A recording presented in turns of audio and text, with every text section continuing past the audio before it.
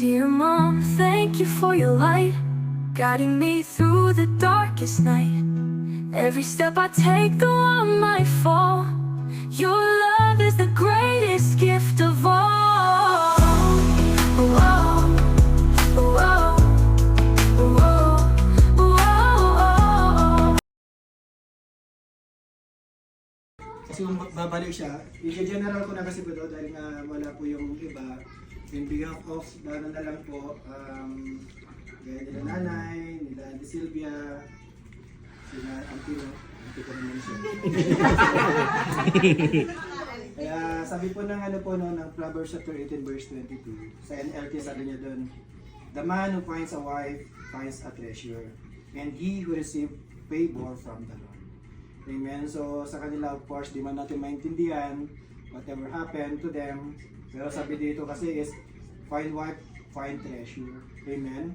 Kaya talagang, I can say na sila yung nawalan. Kaya hindi madali ang pagpapalaki ng mga bata, of course. Kay nanay, malaki naman na yung mga anak nila.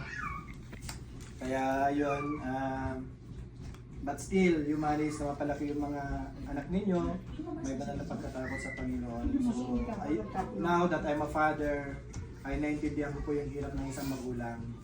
Kaya saludo po kami sa inyo, mga nanay, moms, nanang, nanay, mama, mami. Saludo po kami sa mga ginagawa po ninyo. Amen. And to my wife as well, of course. So much grateful to her life. Kasi parehas naman po kaming busy sa paglilingkod sa ministry, and still she managed to become a full-time mom.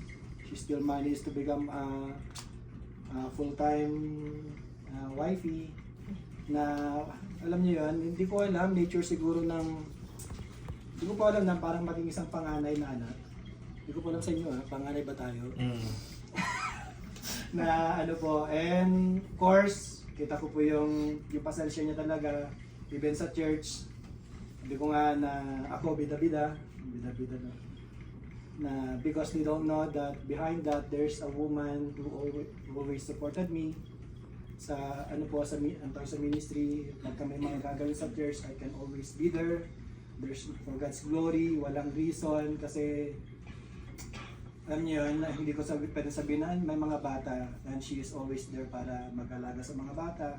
Kung hindi man namin sila madadala, and then mag-aantay, may iwan na lang siya. Gaya kanina, sabi ko, nalit ako ng gising actually. Bubukas dapat ako ng church. Sabi ko, iwanan ko na kayo. But still, God's good pa rin dahil nga magbubukas ng church. Dapat 4:30 yung call time ko sa man team. Nakadarating ako ng church 1:45 na, buti maaga sa Saturday. So may mga ganung bagay na sometimes parang kailangan mong mga decision na kailangan mong pag-isipan, although family mo na yan, but sabi ko buti na lang nagdadrive din po si Somalia, pero kanina sabay-sabay pa rin.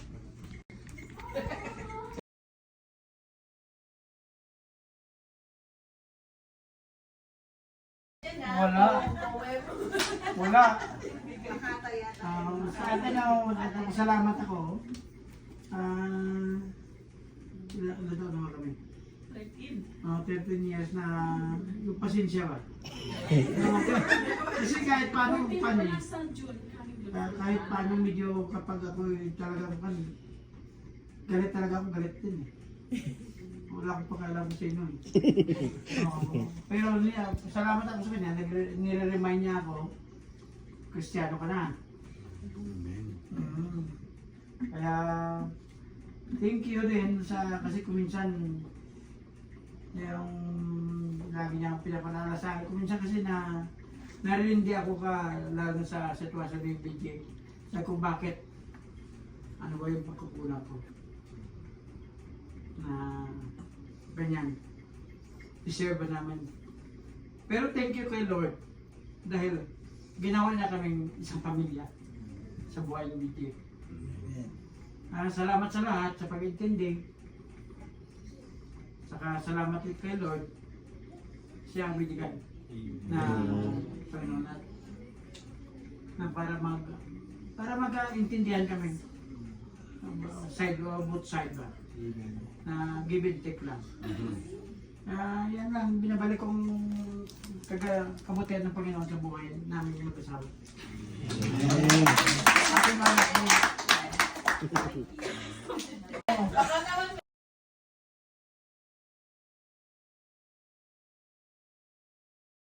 bata. Thank God na ikaw yung binigay ng Panginoon sa buhay ko at binigyan mo ako ng tatlong Anghel. mga chikiting na minsan mabait, minsan makulit, minsan pasaway.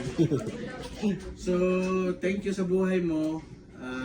Meron din akong ano dito sa ewan ko, sa ano natin siguro to yung sa couples night. So sabi dito, conclusion na to eh. So pinicturean ko yung conclusion lang. So sabi dito, a Christian marriage should get sweeter and sweeter with each passing year. Let your love continue to grow towards your spouse. Let the love God abounds in you individually and together as me and my wife. So thank you. Sana this year kabahan mo pa yung pasensya mo sa akin.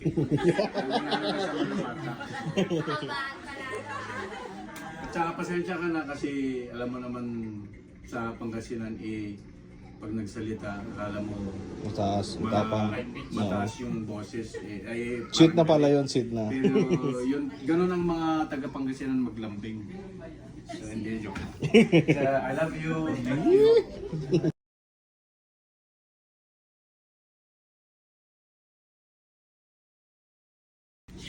Happy Mother's Day to the woman who makes our house a home. Wow! Family complete. Di pala ready.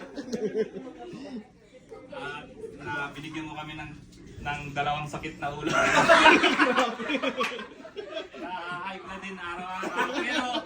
Pero may good side naman sila na galing kang trabaho na pagod, gigisingin ka nila.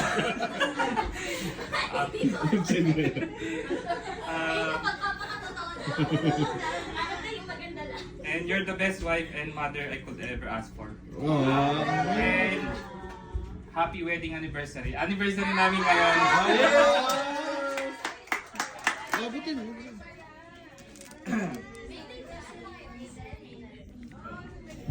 Yun o.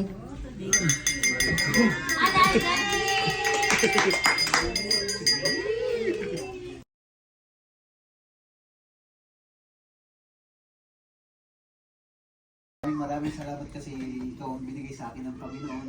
Kasi yun na, sa kabila ng marami akong nagawang kasalanan, ito pa rin yung pag-ano mo sa akin, pagmamahal mo sa akin, ganun din. At mahal na mahal ka namin ng mga anak natin, mahal na mahal kita.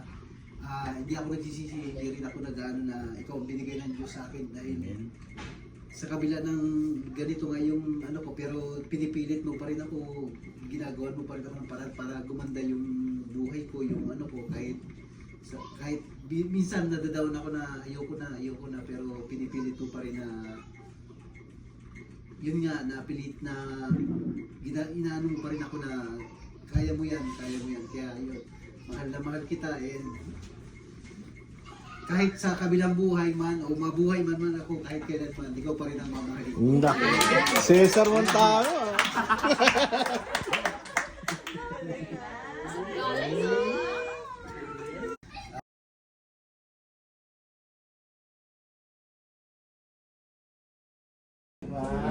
Magpapakatotoo ng nararamdaman sa iyo. So, yun nga. Panyason yung move mo. Ganda lang mo Lasang pinik. Actually, magkasama tayo buong araw kaya hindi ako nakapag-visual masyado. So yun, to the one who gave birth and gave us everything, thank you and we love you.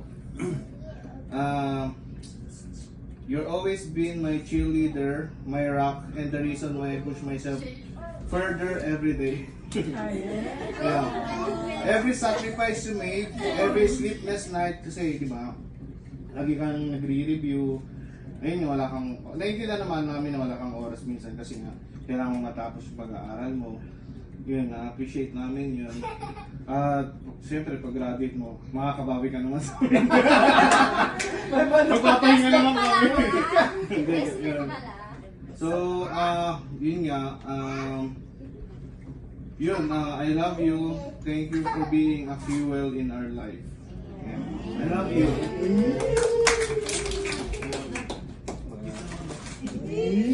Ay,